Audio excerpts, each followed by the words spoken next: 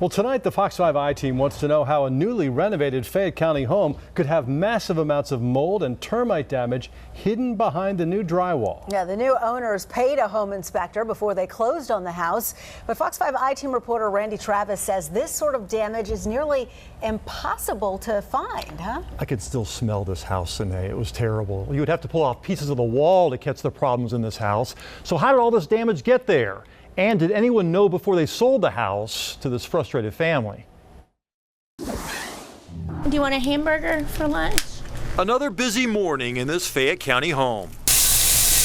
Even more hectic when you realize their home sits in the driveway of the house they actually bought. So every morning you get up in your RV and look out the window at the house where you want to sleep. It breaks my heart. They say it's not just that they can't sleep here, they can barely walk through the front door without doing this. You got the professional kind, don't you? Oh, yes.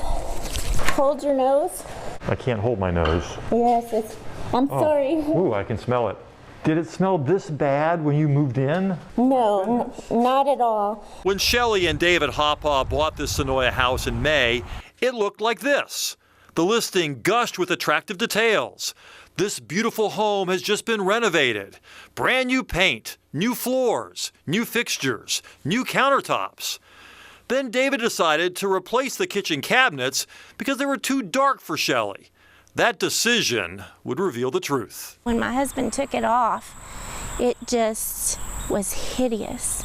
It was terrible. Mold hidden by a piece of plywood stained to match the cabinets. Then, during the process of taking the cabinets out, the linoleum ripped. So they decided to replace the kitchen floor. More mold underneath. And it smelled wet, just like something had died in our house. I mean, it was just bad. And it just kept getting stronger and stronger. They tore off some of the drywall. More mold. And then this. Oh yeah, look at all that termite damage here. Good grief. And this is wet too, at least it was. So this is a brand new screw that they put into a piece of 2x4 that clearly should have been replaced because of termite damage. The Fox 5 I-Team talked to the head of the company that provides water service to this neighborhood. He confirmed the previous owner had repeated water pipe leaks throughout the house before the bank ultimately foreclosed. That bank sold the property to an Atlanta firm called Jar House, a boutique real estate brokerage firm that buys an average of 75 properties each month, fixes them up, and resells them. According to sales records, Jar House paid $76,000 for this house. It sold it to the Hoppaughs for $189,900. As soon as I leave you, I'm going to go take a shower because the smell gets in your clothes and it doesn't go away. Their young son is now being treated for a mysterious foot injury. His family believes it was caused by him running barefoot throughout the house. Tests revealed 10 different molds growing inside, including 3 toxic forms. It really breaks my heart because we were looking forward to a dream home. And maybe it's not everybody's dream home, but it's our dream home. Sorry.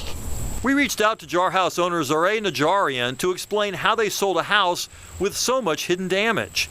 We got a response back from their attorney saying, "We are investigating. We're terribly sorry that the Hoppaugh's son is suffering," the statement read. The company pointed out the Hoppaughs bought the house as is, and we encourage potential purchasers to hire an inspector to evaluate the condition of the home. Even when you sell a home to someone as is, you're not allowed to conceal known latent defects, and the inspector wasn't able to find this mold or termite damage. And the only way you would have been to have been ripping out walls, ripping out cabinets, and inspectors just don't do that. Attorney Jason Crawford sent Jar House a letter asking them to buy back the house.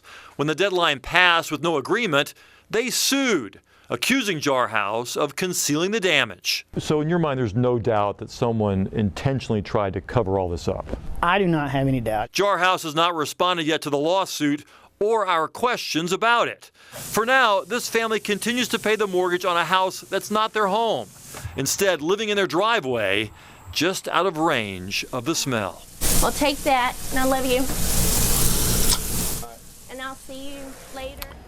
Well, according to their lawsuit, their son already had a compromised immune system before they bought this house, so they want someone to be paying his medical bills as well. Wow. So you say the stench was so strong. How come they didn't smell it before they bought the house? Yeah, that was my question, Sine, and they said that, well, the house was, the air conditioner wasn't running when they looked in the house the first time, and so they just thought it was a little musty. And they said even after they started moving in, and luckily they didn't actually move in all the way before they found the mold. They were still moving their things over to the house when they discovered it.